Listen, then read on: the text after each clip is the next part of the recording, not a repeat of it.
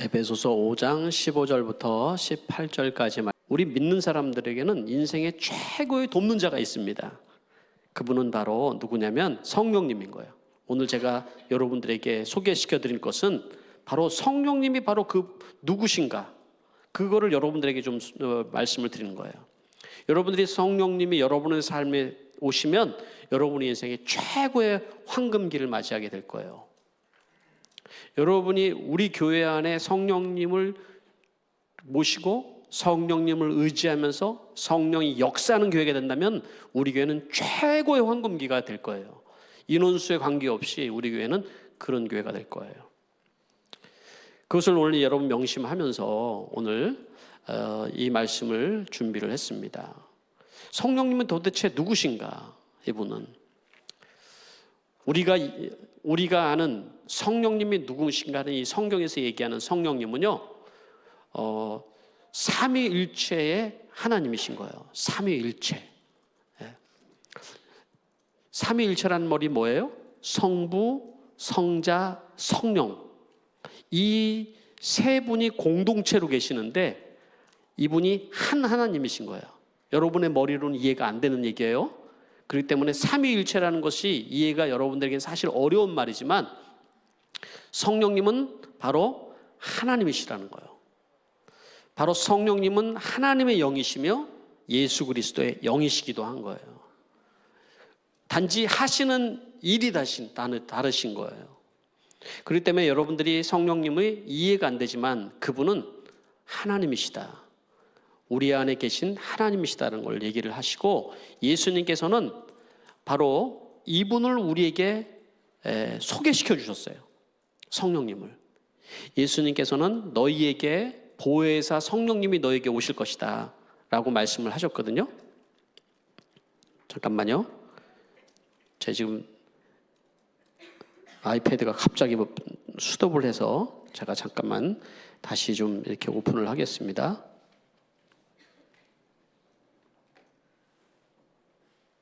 네, 됐습니다. 그래서 예수님께서는 성령을 받으라고 말씀하셨어요. 성령을 받아라. 또 오늘 본문에서는 성령 충만함을 받으십시오. 여러분들이 예수님을 믿을 때 성령님이 이미 여러분 안에 거하고 계시는 거예요. 그래서 이 성령님이 여러분 안에 역사를 하시는데 여러분들이 이 성령님을 인정을 하셔야 돼요. 그리고 그분을 환영을 해야 돼요. 성령이 충만하다는 말은 무슨 말이냐면 그분이 여러분의 삶을 운전해 가시고 주권해 가시고 인도해 가시는 거예요. 여러분, 이 차이에 따라서 여러분 삶은 완전히 달라질 수 있는 거예요. 성령을 체험하게 되면 여러분, 어떤 사람은 이거를 이제 성령을 체험할 때 초자연적으로 체험하는 경우들이 있어요. 예를 들어서 내가 몸이 아픈데 병 고치는 역사가 일어난다든가, 또 어떤 사람은 기도하는데 방언의 역사가 나타난다든가, 기적 같은 일들이 내 안에 막 일어난다든가, 뭐 이런 초자연적인 그런 일들이 있어요. 성경에 보면은 성령이 임할 때 나타나는 그런 현상들이죠. 그런데 성령님이 나에게는 그런 일이 한 번도 없는데, 그런 분들도 있을 수 있지만 성령님은 꼭 초자연적으로만 역사하는 건 아니에요. 자연적인 상태. 그러니까 여러분들이 지금 이 자리에 있는데 나는 예수님이 잘 안 믿어져. 2000년 전에 오셨던 그분이 나하고 무슨 관계야? 이런 생각을 하는 분이 어느 날 예수님이 나의 구주로 믿어지는 일. 이거는 성령님이 하시는 일인 거예요.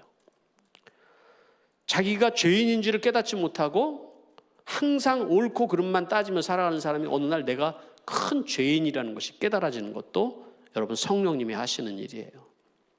절망적인 상황이에요. 상황을 보면 정말 앞이 안 보이는 깜깜하고 절망적인 상황인데 그 안에 기쁨이 있고 소망이 있는 것은 바로 성령님이 하시는 일이라는 거예요. 변할 것 같지 않은 사람이 뭔가 변화가 일어나는 것도 성령님이 하시는 일이라는 거예요. 이렇게 성령님이 하시는 일은 놀라울 만큼 많이 있는데요. 오늘 이 본문 말씀에 우리에게 뭐라고 말씀합니까? 여러분은 어떻게 살아가야 될지 살피십시오. 지혜롭지 못한 사람처럼 살지 말고 세월을 아끼십시오. 어리석은 자가 되지 말고 또 주님의 뜻이 무엇인지 분별하십시오. 술 취하지 마십시오. 성령의 충만함을 받으십시오. 이렇게 얘기를 하고 있어요. 성령의 충만함을 받으라는 말씀을. 왜 성령의 충만을 받으라고? 오늘 이 말씀이 아직 성령님, 예수님을 인격적으로 내가 영접하지 못하신 분은 성령님을 받는다는 것이 무슨 말인지를 잘 모를 거예요. 그렇지만 들어두면 나중에 유익이 될 줄 믿습니다. 네, 아멘 하세요. 네, 그래서 왜 성령을 받았는가? 첫 번째, 하나님은 성령님을 통해서 일하시기 때문에 그래요.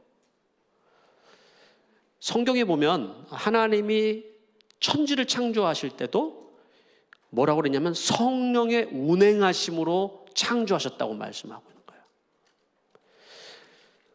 예수님께서 탄생하실 때도 성경에 보면 뭐라고 그러냐면은 성령으로 잉태되었다라고 말씀하는 거예요. 또 예수님께서 공생애를 시작할 때, 공생애란 말은 예수님이 이제는 구속사에 우리를 구원하기 위해서 십자가의 일을 가기 위해서 가신 그 공생애 사역을 시작할 때도 세례를 받고 성령이 그에게 비둘기같이 임함으로써 시작을 했다라고 얘기를 했어요. 또 사도행전에 보면은 교회가 시작할 때 그때도 바로 성령의 역사로 시작이 되었다라고 얘기를 하고 있어요. 뿐만 아니라 온 세상에 복음이 전해지기 위해서 이방 선교가 시작이 된 바로 그것도 성령의 아이디어였어요. 우리가 예수 그리스도를 믿고 구원받는 것도 성령의 역사하심으로 일어난 거예요. 저도 지금 제가 설교를 하고 목회를 하고 그리고 사역을 하는데 이것도 또한 성령의 함께 하심이 없으면, 충만함 없으면 제가 할 수 있는 게 아무것도 없어요. 네. 제가 느끼는 것은 정말 많이 배우고 똑똑하고 지혜롭고 그런데 정말 뭘 해야 될지 모르는 사람들이 있어요. 그런데 그런 사람들에게 성령이 임하면 여러분 뭘 해야 될지 알게 돼요. 예수님께서 부활하신 다음에 그래서 제자들에게 제일 처음에 말씀하신 게 뭐냐면 너희가 성령을 받아라 이렇게 말씀하신 거예요. 그리고 예수님께서 부활하시고 승천하시기 전에 성령이 너희들에게 임할 때까지 기다려라 라고 말씀하셨어요. 그러니까 예수님이 우리에게 주시고 싶은 가장 최고의 것은 뭐냐면 성령이셨던 거예요. 두 번째, 첫 번째는 하나님이 성령을 통해서 일하셨다는 거고, 두 번째는 뭐냐면 성령님은 바로 예수님이 우리에게 주고 싶었던 가장 좋은 선물이라는 거예요. 가장 좋은 선물. 예수님이 바로 부활하신 다음에 제자들에게 말씀하셨고, 그리고 승천하시기 전에 성령을 기다리라고 말씀을 하셨고, 예수님께서 이렇게 또 말씀하셨다. 너희가 악할지라도 자녀에게 좋은 것을 줄 줄 알거든. 하물며 하늘에 계신 아버지께서 구하는 자에게 성령을 주시지 않겠느냐. 그러니까 하나님은 우리에게 뭘 주기를 원한다는 거예요? 성령님을 선물로 주기를 원한다는 거예요. 성령님을 선물로, 이게 물건도 아니고 어떻게 나에게 선물로 주나. 우리 안에 찾아와서 우리 안에 함께 거하시며 우리와 함께 우리를 도우시고 우리와 함께 하시길 원한다는 거예요. 성령님을 우리가 가르쳐서 보혜사 성령이라고 그러잖아요. 바로 보혜사라는 뜻은 옆에서 돕는 사람이라는 뜻이에요. 우리를 돕기를 원하는 거예요. 그게 바로 성령이 바로 우리에게 최고의 선물인 거예요. 그래서 이사야 선지자도 예수님이 오시기 전 예수님이 2000년 전에 오셨고, 예수님이 오시기 전에 그 700년 전, 2700년 전에 이사야 선지자는 뭐라고 얘기를 했습니까? 주님의 영이 우리에게 내려오면 지혜와 총명과 모략과 지식과 주님을 경외하는 바로 그 영이 우리에게 임할 것이다 라고 말씀을 하셨거든요. 그리고 그를 경외하는 즐거움이 우리 안에 있을 것이다 라고 얘기했어요. 성령님은 어떤 분이냐면 지혜의 영이에요. 지혜의 영. 그 지혜라는 것은 뭐냐면 사람이 여러분 많이 배워서 지혜로운 게 아니잖아요. 문제를 보면 어떻게 이 문제를 해결할지를 모르는 사람들이 있어요. 어떻게 살아야 할지 모르는 사람이 있어요. 그러나 문제 해결이 눈에 보이는 거예요. 어떤 상황에도 문제 해결이 눈에 보이는 지혜가 있는 거예요. 바로 성령이 지혜의 영이라고 그랬어요. 성령은 총명의 영이라고 그랬어요. 아무리 똑똑해도 깨달아질 수가 없는 경우들이 있는데, 그러나 총명을 바로 깨닫게 하시는 거예요. 우리가 깨닫게 해주시는 거예요. 성령님은 모략의 영이라고 얘기했어요. 모략이라는 카운슬링, 우리를 옆에서 돕고 우리를 인도하여 주시고 우리에게 필요한 것이 무엇인지를 알려주시는 분이다 얘기했어요. 성령은 바로 재능의 영이라고 그랬어요. 우리에게 능력도 주시고 은사도 주시고 우리에게 회복도 주시고 치료도 우리에게 하시는 분이시다는 거예요. 그리고 바로 성령은 우리에게 하나님을 경외하는 마음을 주셔서 우리가 기쁘고 즐겁게 사역하도록 하여 주신다라고 말씀을 했어요. 그러니 여러분, 이렇게 좋은 성령님을 여러분들이 받지 않을 이유가 뭐가 있습니까? 세 번째는 성령님이 아니면은 여러분 우리 신앙생활이 안 되기 때문에 그래요. 성령님이 아니면 우리 신앙생활 자체가 되지를 않습니다. 여러분들이 예수님을 믿고 거듭난 것도 성령의 역사가 있어야만 가능한 것이죠. 성령님이 아니면 여러분들이 거듭나서 하나님 나라에 들어갈 수가 없어요. 성령님이 아니면 여러분들의 죄가 깨달아져서 회개도 일어나지를 않아요.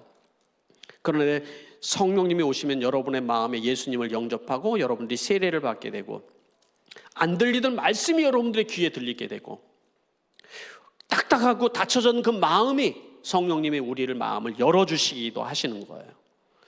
예배를 드리고 찬양을 드려도 입만 뻐긋뻐긋할 수가 있어요. 그렇지만 성령님이 여러분에게 임하면은 여러분 이 예배 가운데 하나님이 주시는 기쁨을 경험하게 되고 우리의 마음을 전심을 다해서 우리가 예배할 수 있게 되는 거예요. 그러나 성령님께서 우리와 함께 하시자는 여러분들이 무슨 말인지도 깨닫지 못하고 또 우리는 내 뜻대로 방탕하며 방황하며 살아간다고 말씀하는 거예요. 그래서 성령 받지 못하여서 어리석게 살지 말고 성령 충만함을 받으십시오. 술 취하지 말고 성령 충만을 받으십시오 라고 이렇게 말씀을 하고 있는 거예요. 제가 하는 일은 뭘 해야 되냐면 여러분들을 성령께로 인도해 주는 역할을 해야 돼요. 여러분들이 성령님을 경험하게 만들고 예수님을 영접하게 만들고 여러분들이 죄를 볼 수 있도록 성령님이 여러분들 안에 주장할 수 있도록 그렇게 하는 역할을 제가 해야 되는 것입니다. 네 번째, 성령님이 아니면 여러분 사역 자체가 안 되기 때문에 사역이 안 돼요, 여러분. 네. 성령님이 아니면은 여러분 마치 저도 제가 이게 목회를 하지만 제 능력으로 할 수가 있는 게 아니에요. 네. 제 지혜로 할 수 있는 것이 아니에요. 저랑 같이 공부를 저에게 가르쳤던 우리 고신대 총장을 지냈던 우리 목사님, 교수님이 그 얘기를 하셨어요. 자기가 참 출석하고 있는 그 교회에 목사님이 설교를 하시는데 마치 방전된 배터리 같다 이렇게 얘기를 하시더라고요. 네? 왜 그렇게 말씀하십니까? 그랬더니 이분이 늘 정치에 관심이 있고 목사님인데 교회 와가지고는 에너지를 다 밖에서 소진하고 오셔가지고 힘이 하나도 없는 거를 자기가 경험했대요.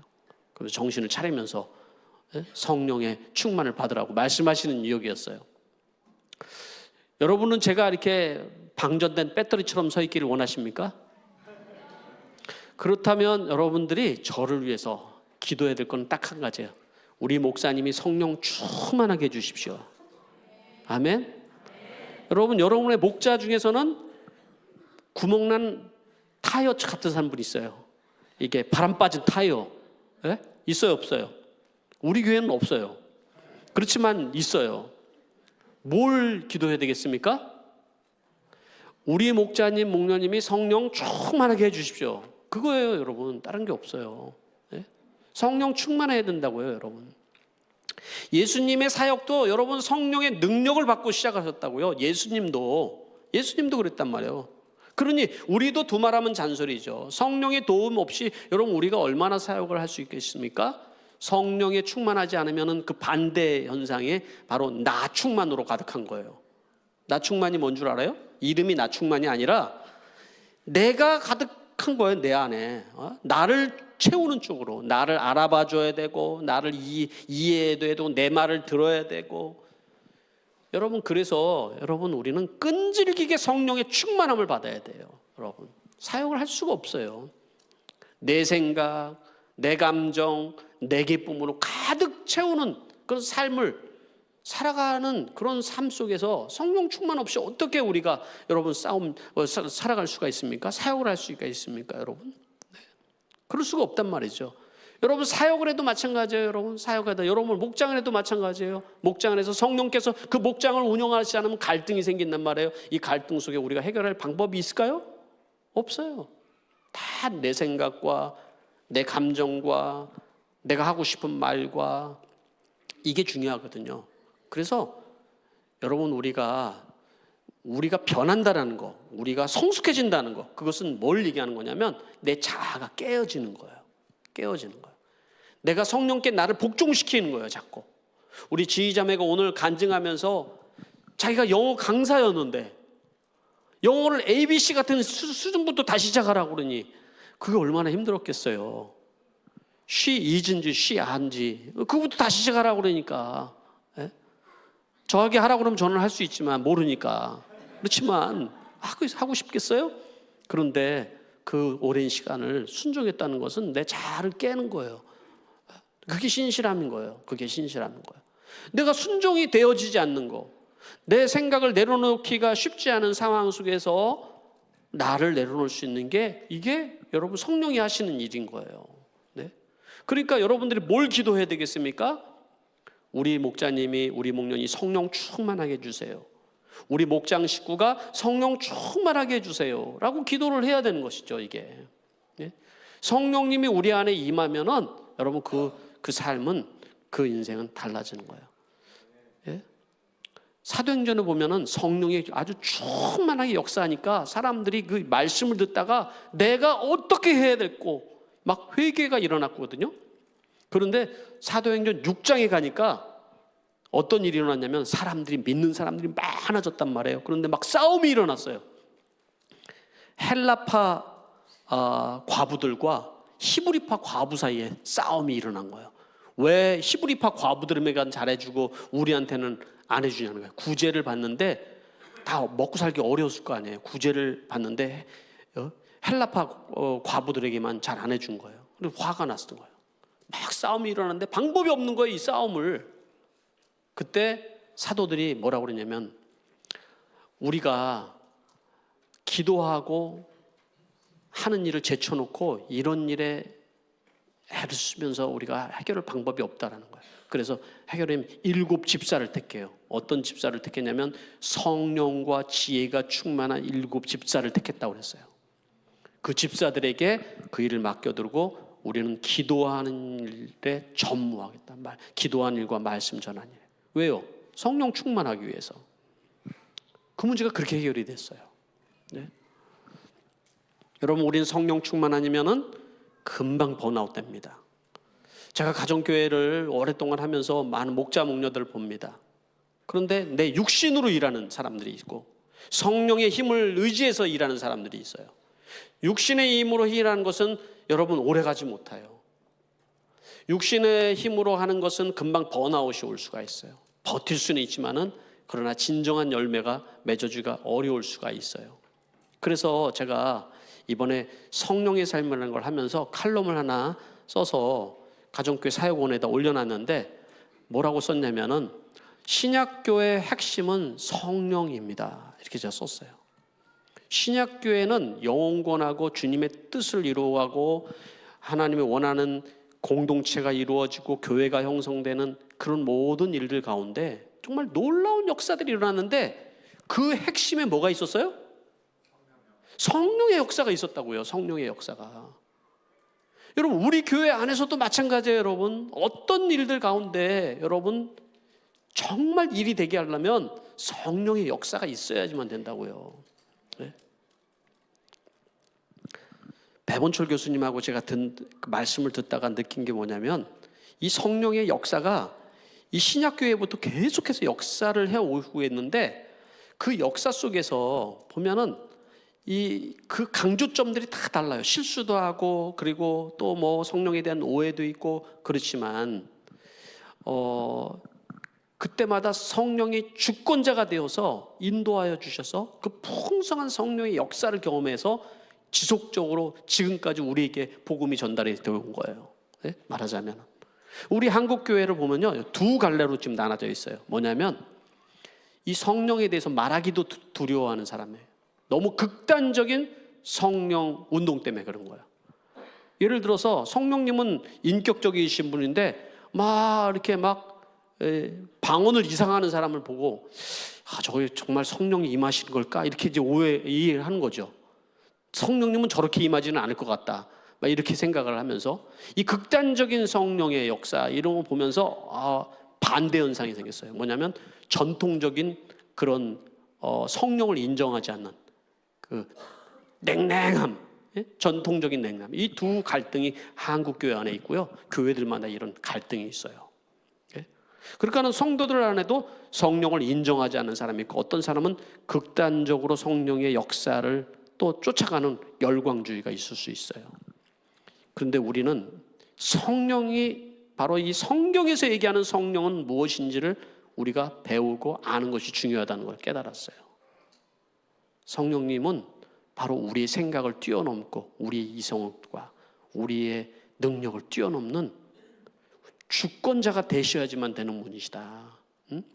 이런 갈등 속에서도 지금 한국 교회는요, 성령님이 일하고 계시다는 거예요.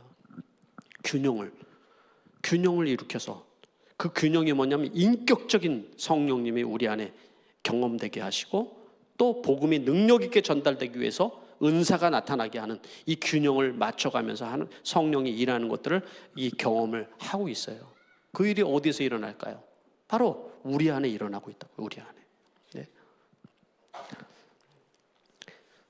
그래서 신약교회가 회복이 되려면 성령이 역사하는 그런 것이 돼야 된다는 거죠. 마지막 5번째는 성령이 없으면 인생의 문제가 해결이 안 된다는 거예요. 네. 참 제가 만나는 사람들이 좀 기쁨이 충만한 사람도 있지만 그러나 어떻게 도와줘야 될지를 모를 사람들이 있어요. 어떻게 도와줘야 될지. 예? 안타까운 사람들 있잖아요. 한국에 가서도 가장 안타까운 사람이 누구겠어요?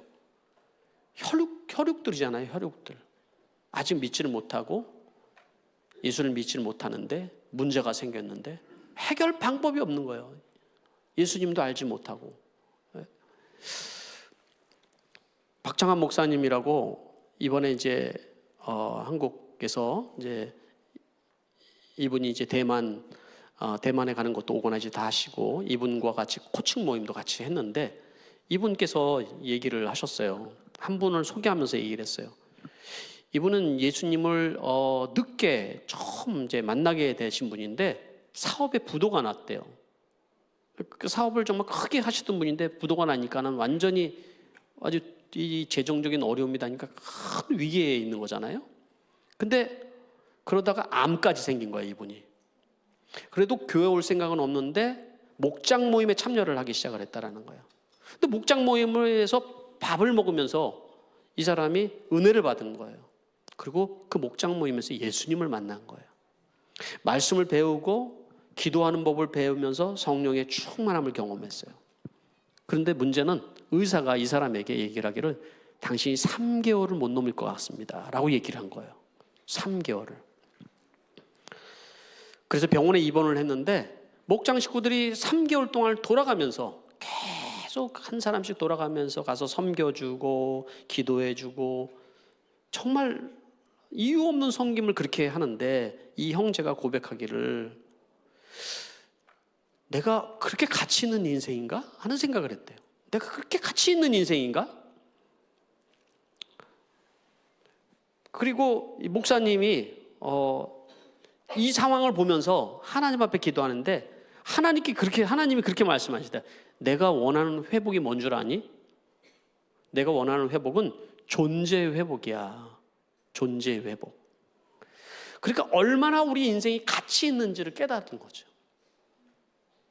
그렇게 여러분 살아가는 것이 가치 있는 인생이 아니라 우리 인생이 돈이 많이 있는 것이 가치 있는 것이 아니라 뭔가 내가 명예를 얻고 뭐 이런 것이 가치가 있는 것이 아니라 우리 자체가 하나님 보기엔 너무나도 가치 있는 인생인데 자기의 존재의 가치를 깨닫지 못하고 살아간다는 거죠.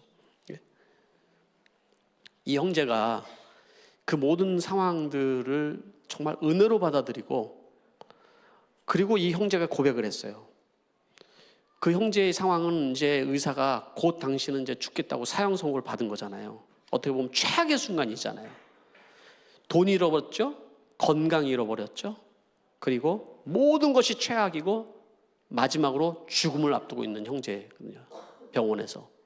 그런데 이 형제의 고백, 입술에서 나온 고백은 뭐였냐면은, 목사님, 내 인생의 지금 순간이 최고의 순간입니다. 이런 고백을 했다는 거예요. 어떻게 이렇게 고백을 할 수 있을까요? 어떻게? 지금 다른 사람 봤을 때 당신이 좀 최악이야. 그냥 바닥이라고. 근데 자기의 입술의 고백은 제 인생의 지금이 최고의 순간입니다. 아마 천국이 가면 천국이 이와 같을 것 같습니다. 그 마음에 천국이 임한 거죠. 먼저. 네? 그리고 병원 의사에게 내가 지금 이 병원에 있어야 사는 것이 아니라 저는 목장에 가야 살 것 같습니다. 저는 교회에 가야 살 것 같습니다. 그 아픈 몸을 이끌고 목장을 계속 참여를 하고 교회에 와서 예배를 드리고 병원으로 가고 하기를 반복하다가 돌아가셨다라는 거예요. 네? 여러분, 우리의 인생에서 많은 어려움들이 있는데 우리 힘으로 해결할 수가 없어요. 네? 방법도 없어요. 우리는 그 문제의 핵심을 깨달을 수도 없어요. 그러나 성령께서 이 모든 것을 주관하시고 우리를 변화시키고 우리 안에 역사하시셔서 여러분 이 문제를 바라보는 눈을 다르게 만들어 주시는 거예요. 네? 저는 이러한 성령의 역사가 우리 교회 안에 좀 강력하게 역사가 나타났으면 좋겠습니다. 네? 그게 여러분의 삶 한 사람 한 사람 개인 속에서 이 성령께서 일하시는 그 간증들이 막 풍성하게 일어나서, 야, 저렇게 사는 거구나 인생이, 저렇게 신앙생활이라는 것은 하는 거구나 라는 것들이 여러분 고백되어지길 바라요. 네? 그게 목회자의 제 소원인 것 같아요. 이제 말씀을 맺어야 돼요. 시간이 너무 지나서. 그럼 어떻게 성령 충만을 받아야 될까요? 성령 충만을 받기 위해서 이거 설교하면 또 1시간 되니까 한 가지만 얘기하자고요. 한 가지만 딱 한다면요, 뭐 해야 될 것 같아요? 성령의 충만을 받으려면. 네? 성령의 충만을 받으려면 사도행전에 보면 예수님께서 너희 성령을 기다리라고 하시고 그들이 그냥 멍하고 성령을 기다린 게 아니라 뭘 했는 줄 아세요? 기도했다고요. 기도했다고 나와요. 마가다락방에 모여서 기도할 때 성령이 불처럼 바람처럼 그들에게 임했다고요. 네? 그게 바로 역사가 일어난 거예요. 그 시간에 역사가 일어난 거예요. 그 인생이 바뀌고요, 교회의 탄생이 일어나고 하나님의 놀라운 역사가 생각한 거예요. 여러분, 우리는 성령을 받기 위해서 죄도 깨달아야 되고 그리고 신앙생활도 열심히 해야 되고 다 맞는데요, 여러분, 그러나 우리 힘으로 되지를 않아요. 그러나 기도하다 보면 성령께서 우리에게 임하시면 내 죄가 깨달아지게 되어 있어요. 병도 낫게 되어 있어요, 여러분. 그러다 보면 지혜가 없는 사람이 지혜가 생기게 되었어요. 망할 수밖에 없는 상황에 있는 사람이 살 길이 열리게 되어 있어요. 예. 방언 받으라고 아무리 노력을 해도 기도하지 않으면 안 되는데, 기도하다 보니까 나도 모르게 방언을 하고 예언을 하고 그리고 하나님의 놀라운 기적 같은 역사를 체험하게 되어 있어요. 기도할 때 일어나는 일이거든요, 그게. 우리 교회가 영혼 구원하는 교회인데 영혼 구원하기 위해서 우리가 뭘 해야 돼요? 영혼 구원 아무리 외쳐도 어떻게 영혼을 구원합니까? 제가 좋아하는 우리 목사님 계시는데, 한국에 기쁨이 넘치는 교회 김용주 목사님인데, 제가 목사님 보면 목사님, 저는 목사님이 참 좋아요. 이분이 되게 좋아해요. 네? 진짜로 좋아하거든요. 근데 왜 좋아하냐면 이분이 기도의 사람이에요. 기도를 해요. 예? 이분이 통계를 냈는데 뭐냐면 그 교회에서 구원받은 사람의 그 살은 75%가 기도로 구원받았다라는 거예요. 목장에 있는 명단을 놓고 기도를 했는데 다 어느 순간에 교회 와서 예수를 믿었다라는 거예요. 75%가. 예? 놀랍지 않아요, 여러분? 기도해야 된다라는 거예요, 여러분. 그런데 제가 느끼는 건 뭐냐면 우리 교회 안에 최근에 우리가 참 교회도 부흥되고 있고 뭔가 잘 되는 거니까 기도가 멈춰진 것 같은 느낌이 들었어요. 네? 기도가 멈춰지면 여러분 우리 안에 문제가 생기게 돼 있고요. 그리고 영혼 구원이 억지로 일어나게 되고, 그리고 사역이 힘들어지고, 삶에는 문제가 생기고, 문제가 해결이 보이지를 않고, 가정에는 끊임없이 우환이 있고, 문제가 계속해서 여러분 일어나요. 그런데 여러분, 우리가 해야 되는 것은 뭐냐면 기도하는 일이에요. 성령을 구하면서 기도하는 일이에요. 저는 그런 일들이 우리 교회 안에서 이제 시작될 수 있게 되기를 축복합니다. 기도하겠습니다. 이 시간에 1분 정도 우리가 오늘 주신 말씀, 내가 무엇을 결단해야 될지 오늘 기도하고 우리 이 시간에 찬양을 하도록 하겠습니다. 기도하겠습니다.